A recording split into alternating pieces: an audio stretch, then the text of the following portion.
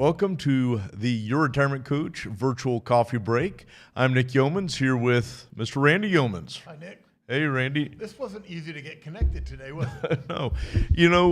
We had some technical difficulties, as they say. I think it's the weather that's coming. Is that what, I thought it was just we were confused with the background. But yeah, we've got possibly a snowpocalypse happening across the United States. So everyone stay warm, safe, and make sure you get your milk and eggs, okay? And bread. Yeah. Today, what we're going to hone in is really on two things. One, we're going to dial you in on our Q4 2025 economic update. We're just going to look back. What did that last quarter look like? What were some of the challenges that we faced? Some of the positive things that we experienced, and that helps prepare us for this future look into 2026. I mean, we're already deep into January, so we'll share a little bit about our thoughts with where we are today. As of us right now, we've already had President Trump talk at Davos down at their the World Economic Forum, and that was a big thing. It's huge. It was huge. It's always interesting to say the least. It's always interesting. So we'll talk a little bit about forward-looking some things that we're considering. And then before we wrap up, Randy, I know you've got a big announcement before we close out today. Yeah. So that said, why don't we jump in? Okay.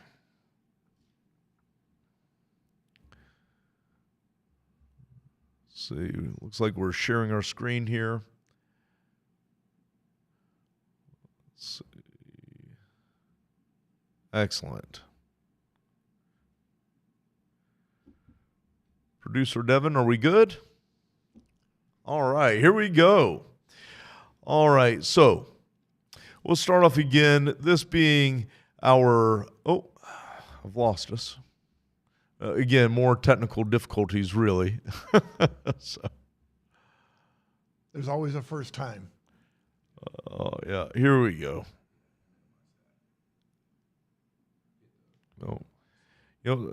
Guys, I'm really good at math. So just don't forget that. Where's an 8-year-old when we need him? There we go. Right. Excellent. So Q4, and there's our wonderful producer, Mr. Devin Smith of Podium Studios. Thank you, Devin. Here for the rescue. All right. People can't see this, can they? All right. So let's kick it off. End of the quarter, 2025. What did this look like? Well, the S&P 500, it finished off at a positive 2.4%. The Dow Jones at 4.5%. And so when we look at it for a year, we had roughly a 16% gain in the S&P 500 for 2025 and a 13% gain for 2025 in the Dow Jones. I mean, but that really wasn't the whole story. I mean, the big story is that we're on our third consecutive year of double-digit returns in our broad markets, which is just unbelievable.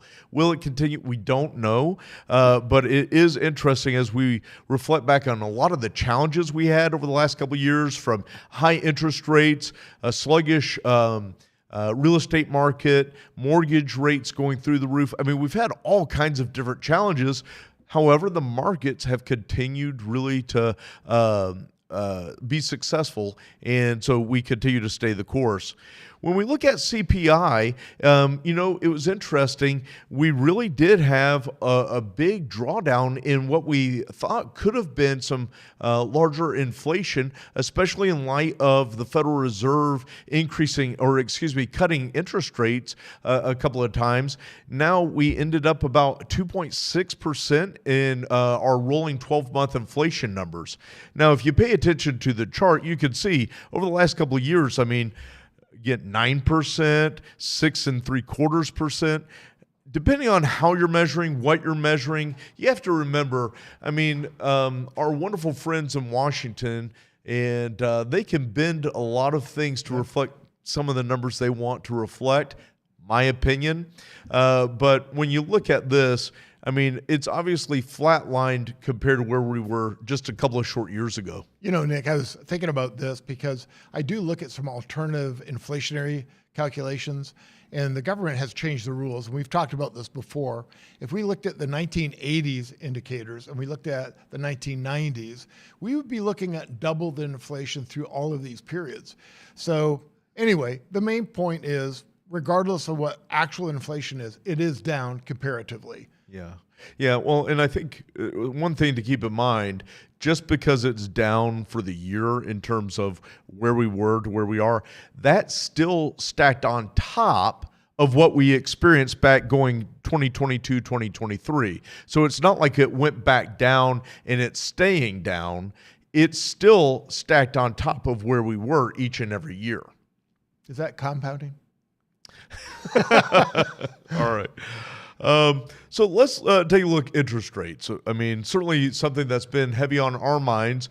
President Trump took a lot of criticism from some, but a lot of support really looked like from the left and the right in his recent move to push for the purchase of mortgage-backed securities, trying to draw mortgage rates back down. But when we do take a look at where we were and where we are sitting right around 3.5 to 3.75 is our latest cut. And again, this goes back to December 10th, 2025, which is when we had our last cut.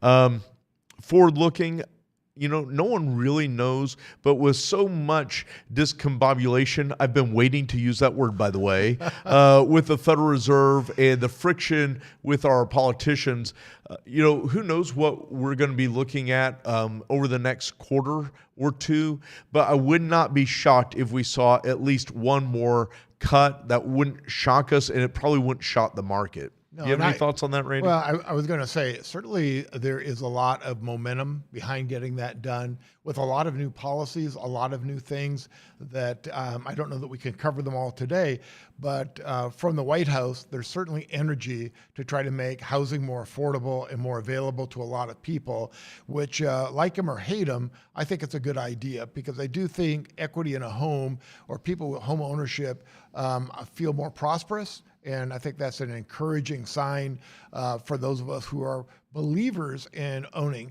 assets. So I'd love to see some changes there. Certainly, I would say one last thing, a little bit outside the box thinking, which I like. I like people challenging the convention. Yeah. So yeah, no, that's awesome. I agree with you. So, as we look at treasuries, we look at yield curves. One of the things we're looking at right now, we ended the year with a 30-year at 4.84, and we look at the 5-year at 3.73. So, again, the yields have come back down, but, and a lot of people who are shopping money markets and CDs, they've been impacted by this in recent months. Yeah. There is still yield to be gained, though. There are competitive yields, and sometimes you just have to shop around. But again, search for the banks and the institutions that you have a good comfort with, a good relationship with. They're financially stable. And, that's more important than 0.1% more yield. Yeah. Well, and certainly people, I think, are starting to wise up that when they try to do a financial transaction at a bank and they get a higher rate, if they're not paying attention, very easily the banks will take that rate back down to unbelievably low rates. And people sometimes don't even know that's occurred when they renew. So paying attention is really important. If you pay attention to a thing, you change a thing, and that's one to definitely be keeping an eye on. Yeah, good. So kind of going back to money rates, we were just talking about this. This is as of 12/29/2025, end of quarter. You can see like the 12-month certificates of deposit, very, very little change there, little change with money market. The bigger change there is when we notice the difference between the Fed funds rate, which is oftentimes the thing that a lot of people are paying attention to. It's down to 3.64% when a year ago it was at 4.37. Now, looking ahead a little bit, this is a midterm year. Okay. And no way. Yeah, way. And will we get ads? Will we get ads? Yeah. Oh, we're getting ads. good, We're getting good. text messages. We're getting Good. emails, Oh, good. Can't voicemails. Soon to come to you. You're going to be hearing from your local politicians. Okay. But when we did look, ending S&P 500, how the market experts see S&P ending in 2026. Here's all of these wonderful analysts: Oppenheimer, Deutsche Bank, Morgan Stanley, Wells Fargo, Citigroup, Goldman, etc., and where their predictions lie for this year. Can I make a comment? Yeah. I don't believe any of it. Honestly, people who make predictions like this are wrong at least 50% of the time, and it seems like they have a great deal of consistency in being wrong. So I would never look at expectations from financial firms as to what they think the market's going to do. None of them have a crystal ball. And when you look at what's happening in the world today and the chaos and that, it's unbelievable. Could be the best year we've had in many, or it could be a really lousy year. So don't let these percentages fool you. Yeah. Well, and I like that, Randy, because really you're phrasing around 50% of the time, they're wrong, 50% of the time they're right, and we won't know until after it happens. And then they're going to take all the credit, but you don't know. Yeah, I think one of the things I've noticed, having done this for about 40 years now, is that when somebody's right, so if you get an economist, a forecaster, soothsayer, whatever you want to call them, and they make an excellent prediction, people believe they'll be right again. And statistically, that's not true. Sure. So we really want to look at indicators that are more robust and be willing to follow the facts, not forecasting. Yeah. Well, one thing to point out that I think is kind of interesting, if you see here at 2025 year-end closing, we're at, what was that, 6,845? Not one of these incredible research firms that, again, 50% of them were going to get wrong anyway, not one of them actually predicted a lower market for this year.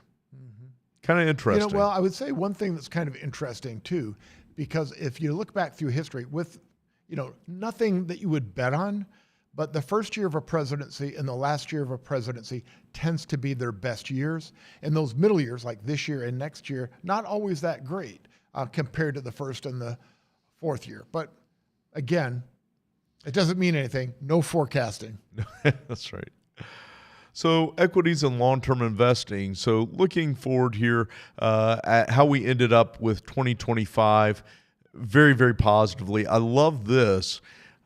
40 years, 30 years, 20 years, 10 years, okay? So looking at this, we went through, over the last 40 years, some unbelievable times. Yeah. Unbelievable times. I mean, we've had great times, but we've also had, was it Black Monday?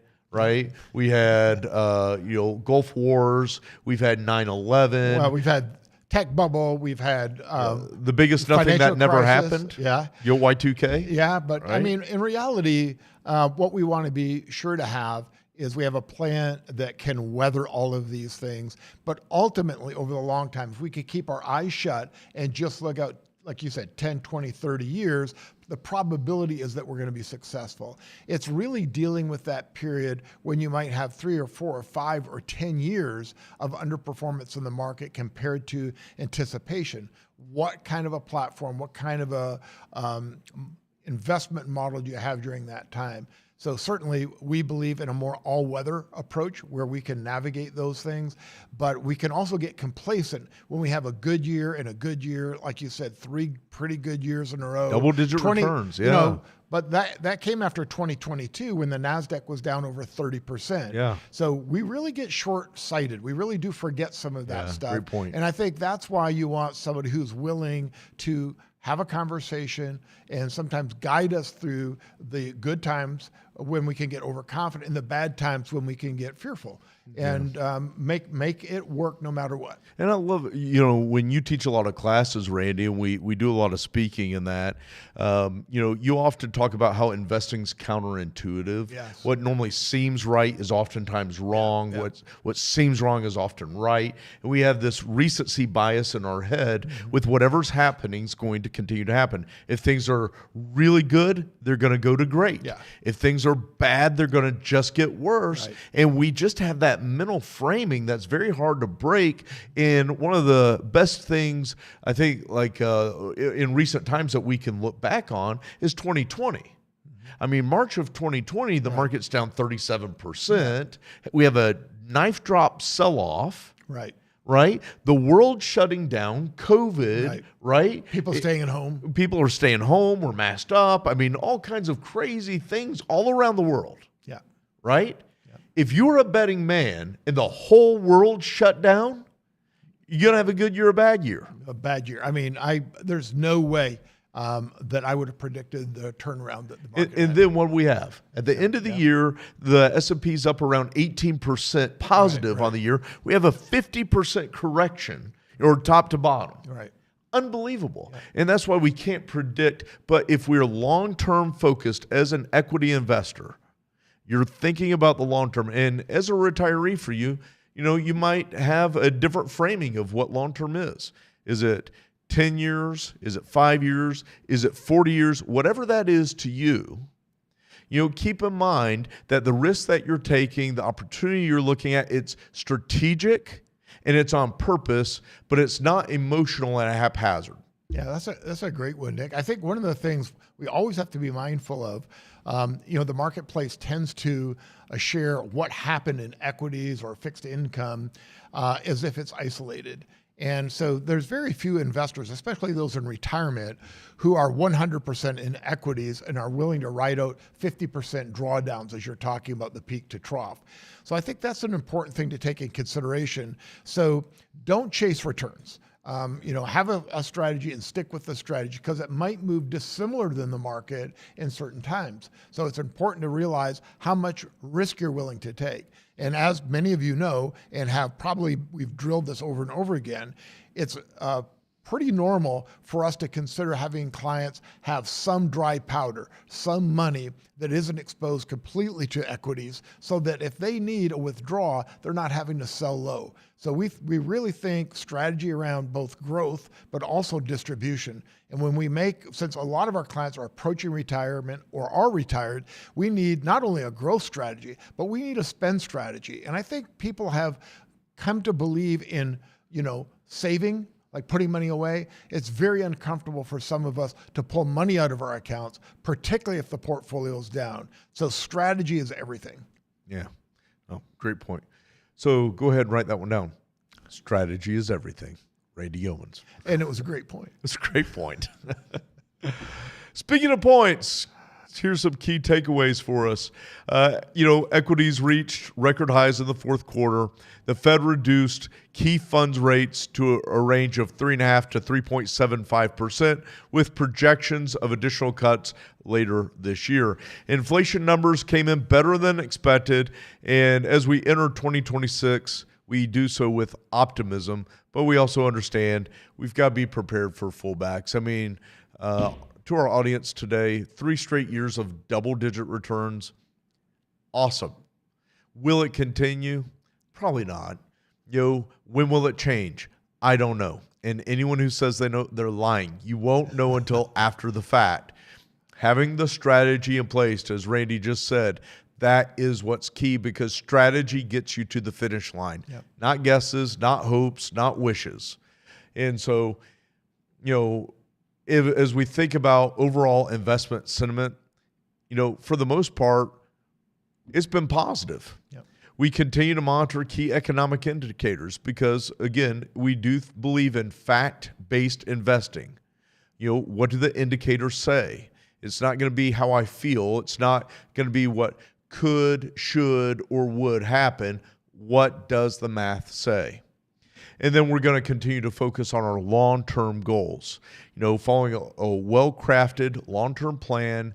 I mean, at the end of the day, fear is not a strategy. Hope's not a strategy. Strategy's a strategy. Yeah. That's a good one, right? Nice. But if you do have questions, you have comments, you have concerns, we are here for you. We want to continue to create some forums. We want to create opportunities where you can get those important things, those questions that you have in the back of your mind answered. And if you're like me, maybe we end the session and 10 minutes later, 15 minutes later, you're going to think, man, I wish I would have asked that. Email us, connect@yourretirementcoach.com. We're happy to answer those questions, or give us a call, 770-427-5227. So with that said, we appreciate you, and thank you for taking time with us today. But we do have one more thing that we want to cover for today. And I'm going to shut my screen down here. So it's a big deal. Our founders with us today, who started our firm just over 30 years ago. And Randy, you're here with an important announcement. Yeah, and before I make that announcement, I just would say one other thing regarding our presentation today. We've been looking at the changes that occurred in the tax law over this last year, and people are going to start getting their tax returns done, and they're going to notice any impact that might have been positively or negatively to them. Easy for me to say. So I'm really interested in this next year, us being able to provide some additional guidance, because more and more of these changes are probably coming. Some of them could be retroactive. Certainly, there's a lot of things on the table that I've never seen in terms of the aggressiveness of options and opportunities, perhaps. And it'll be nice to be able to navigate those. And I think that's going to give us a lot of good content. Yeah. So anyway. Hold on. Let me try again. So that was great information. Hey, Randy, I heard you have a really important announcement to make. All right. So, well, first of all, I think what's really cool is Nick and I spent the last 12 months working with a consultant doing some investigation on, there's an interesting book called Who, Not How. And what we're looking at as the financial industry changes and gets more and more robust, more and more options and ideas come down the road, and certainly the navigation of financial markets becomes more and more important. What we wanted to do is, how could we, get an upgrade? How could we do like a makeover? We've been through a lot of changes over the years in terms of adding people, how we work with folks, the team approach that we do. And after hiring the consultant and interviewing like 12 firms, we ended up picking a firm that we decided to partner with. And that firm is Merit Financial Advisors. And Merit is actually a local firm, but they're in about 57 different offices all over the United States. They're like a $20 billion firm. And what we liked about them was their culture was very similar to ours. And so after doing this due diligence and getting down into the weeds, when we met with them and they talked about their personal philosophy, which is a servant leadership, we just found their culture so good. And what this does is it allows us to really expand the foundation of the firm. And what we're going to be able to do then is, first of all, change our logo. But other than that, pretty much everything else as far as the interface with our clients stays the same. We're staying in the same office, all of our team staying in place. You and I are staying in the leadership role with the firm. We're becoming partners with the new firm. And our custodian and address, all of that will stay the same. So if you're with SEI, as the majority of our clients are, that stays the same. However, what we are able to do now is add 2 new institutional level custodians. One is Schwab and the other is Fidelity. So for those clients who have accounts with Fidelity or have them with Schwab, they may enjoy the fact that we're going to have a very robust offering to include all 3 custodians. So yeah, we're super excited about that. The team is excited. I think you're going to find that moving forward, you probably won't notice anything. It's mostly inside the organization. Behind the scenes. The behind the scenes stuff, which is really going to be the thing that is going to give us a more robust foundation. And I think it's going to take us, into the future, which with much greater strength, which is a responsibility that Nick and I feel towards our clients to make sure we've positioned our firm to be able to go through these next 10 years very powerfully. Yeah, no, I love that. And again, for our clients, you're really not going to notice really any changes. There will be a new logo, but your service team, your advisor, the key people that you're used to working with, all of that stays the same. There's going to be a lot of information to come here over the next few days, and so be on the lookout for that. But we're really excited about what the future holds for Randy, myself, our team, and especially our clients. Well, I just want to say also, guess what? You guys are the first to know. So congratulations. That's right. This is the first announcement. This is breaking news. And again, there's going to be a lot more communication to come. But we're so excited to kick off 2026 with you on this virtual coffee break. Thanks for tuning in. And until next time, Stay coachable. stay coachable.